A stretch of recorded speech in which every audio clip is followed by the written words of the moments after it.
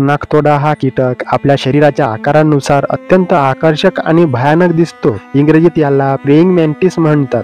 नाकतोडा याला प्रार्थना करणारा कीटक म्हणतात, कारण याचे पुढचे 2 हात प्रार्थना करताना वाकतात. याला मराठीत नाकतोडा, नकतोडा, देवपंखी किंवा खंडोबाचा किडा असेही म्हणतात. खेड्यामध्ये याला देवनाराळ किडा, देवकिडा, खंडोबाचा घोडा, देवाची घोडी असे म्हणतात. त्याचे शास्त्रीय नाव मॅन्टोडी किंवा मॅन्टिडी आहे.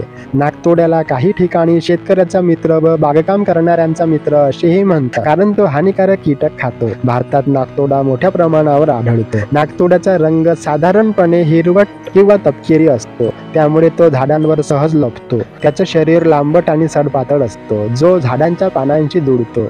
नाकतोड्याचे डोळे मोठे आणि गोलसर असतात, ज्यामुळे त्याला चांगले पाहता येते.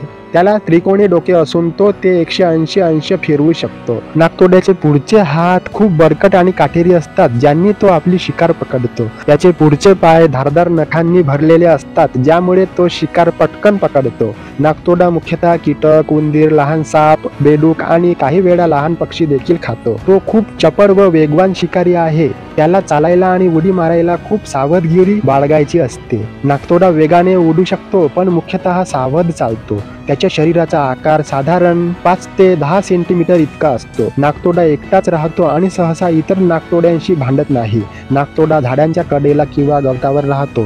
तो स्वतःला सुरक्षित ठेवण्यासाठी पुढचे 2 हात प्रार्थनेप्रमाणे लपवतो. मादी नाकतोडा वसंत ऋतूत अंडी घालते, जी फेसाळ पदार्थांनी संरक्षित केली जातात. नाकतोडा अंडी घालतो, ज्याला ओथेका म्हणतात. एका ओथेकामध्ये 10 ते 200 पर्यंत अंडी असू शकतात. नाकतोडा आपल्या अंड्यांचे संरक्षण करतो, ते सुरक्षित ठेवतो. त्याचे बाळ सुरुवातीला लहान, नाजूक आणि पालकांसारखे रंगाचे असतात. नाकतोड्याचे आयुष्य साधारण 6 महिने ते 1 वर्षापर्यंत असते. नाकतोडा कोणताही धोका निर्माण करत नाही, पण त्याच्या काटेरी हातांपासून सावधगिरी बाळगायला हवी. नाकतोडा शरीराच्या वजनाच्या 10 पट वजन उचलू शकतो आणि लांबीच्या 20 पट उडी मारू शकतो. नाकतोड्याचे पुढचे पाय अतिशय शक्तिशाली आणि वेगवान असतात. नाकतोडा हे मांसाहारी कीटक आहे आणि प्रथम डोकं खाण्यास सुरुवात करतो. नाकतोड्याची 33 कुटुंबे असून त्यात 2400 पेक्षा जास्त प्रजाती आहेत.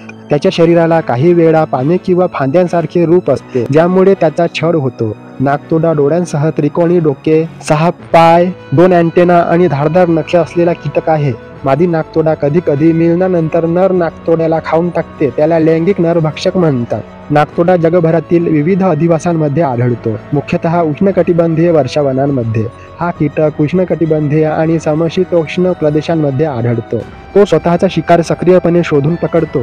प्राचीन संस्कृतींमध्ये नाकतोड्याला अलौकिक शक्तीचे प्रतीक मानले गेले आहे. चीनमध्ये मार्शल आर्ट्सच्या काही पद्धती नाकतोड्याच्या हालचालींवर आधारित आहेत. काही चित्रपट व शो मध्ये नाकतोड्याचा वापर आहे.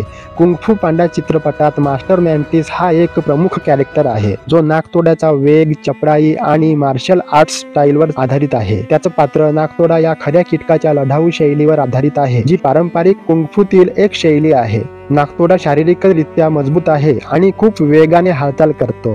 तो जलतरण देखील करू शकतो, पण तो मुख्यतः जमिनीवर आणि झाडांवर राहतो. नाकतोडा पर्यावरणासाठी महत्त्वाचा आहे, कारण तो कीटक संख्या नियंत्रित करतो. नाकतोडा फारसा धोका निर्माण करत नाही आणि तो माणसांपासून दूर राहतो. नाकतोडा अनेक संस्कृतींमध्ये संयम, शांतता आणि समजूतदारपणाचे प्रतीक आहे. नाकतोडा शेतकरी आणि बागकाम करणाऱ्यांसाठी खूप उपयुक्त आहे, कारण तो पिकांना हानी करणाऱ्या कीटकांना खातो.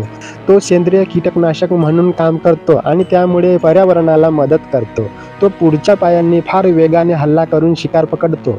लोककथांमध्ये नाकतोडाने म्हणजे कुणाला हरवणे किंवा त्याचा अभिमान मोडणे असा अर्थ होतो.